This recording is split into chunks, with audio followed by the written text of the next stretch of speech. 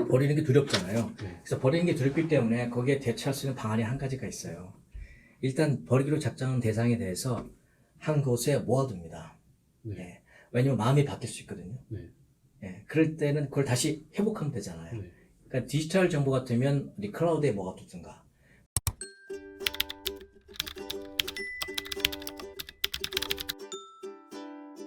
안녕하세요, 박사님. 반갑습니다. 네. 유튜브 보시는 분들한테 간단한 소개 한번 부탁드리겠습니다. 네, 저는 그 반도체와 전자부품 산업 쪽에 20년 이상 근무를 했었고, 대개 한국법인의 그 사장을 맡았습니다. 그러다가 실리콘밸리에서 4년 동안 실리콘밸리의 문화와 실제 어떻게 돌아가는지 확인하기 위해서 갔다가 왔죠.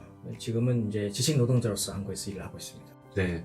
저 이번에 그 버리는 조직, 버림받는 조직, 더 딜리트 요 책을 이제 출간을 해주셨는데, 이 책이 저희 기존에 나왔던 그 폐기 경영 개정판이잖아요. 네, 그렇죠. 그 기존 책하고 이번 개정판하고의 어떤 내용적인 어떤 차이점이라고 하면 어떤 게 있을까요? 기존 책에서 조금 버려야 할 기업들이 있었기 때문에 그 기업들을 버리고, 기존의 이 폐기 경영이라는 딜리트 과정이 7개로 좀 복잡했어요. 네. 그걸 5가지로 줄였습니다. 오. 네, 좀 더 간단하게 하기 위해서 버린 거죠. 모든 버리는 것의 기본은 생산성과 관련되어 있습니다. 조직에서. 그러니까 플랜 B에서도 플랜 B의 생산성에 도움이 안 되는 것은 빨리 버려야 돼요. 네. 네, 그러니까 이 책의 내용이 결국은 기업이 어떻게 지속 생존하고 성장할 수 있을까에 초점을 맞춘 책이에요. 네, 그렇죠. 예, 이 책에는 100가지로 제가 정리를 해놨는데 100가지로 사실 부족하죠.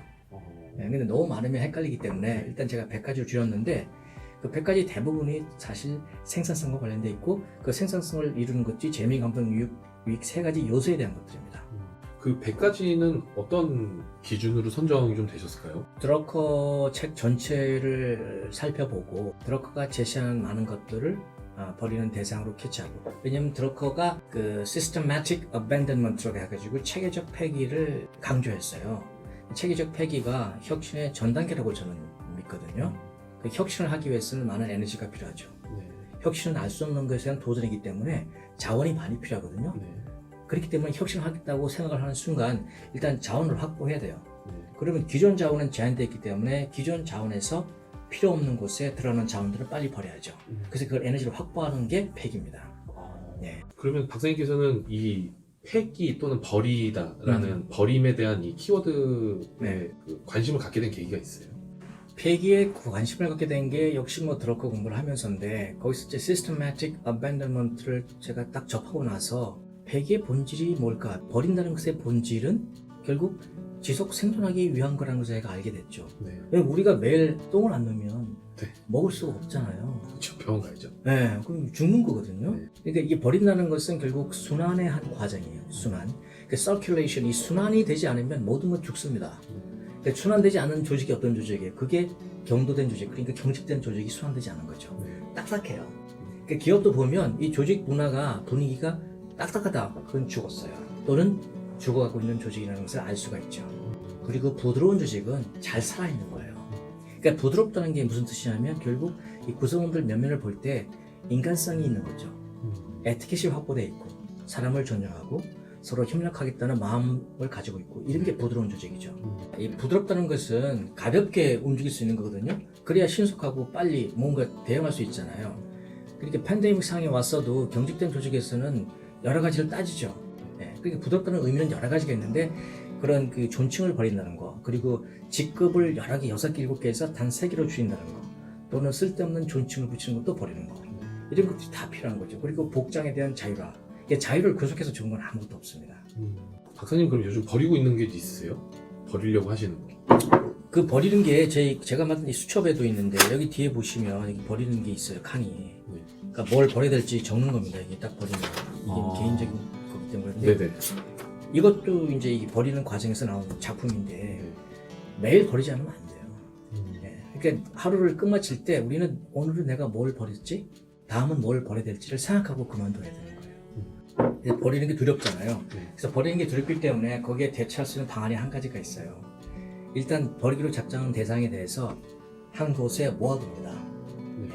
왜냐면 마음이 바뀔 수 있거든요. 네. 그럴 때는 그걸 다시 회복하면 되잖아요. 그러니까 디지털 정보 같으면 우리 클라우드에 모아두든가, 물리적인 거면 어떤 창고를 빌려서 좀 싸니까 거기다 모아두는 거 한 다음에 1년 동안 지켜봤다가 1년이 지나도 그걸 다시 꺼내지 않거나 쓰지 않으면 그거는 진짜 필요 없는 거잖아요. 그때는 그냥 버리는 거죠.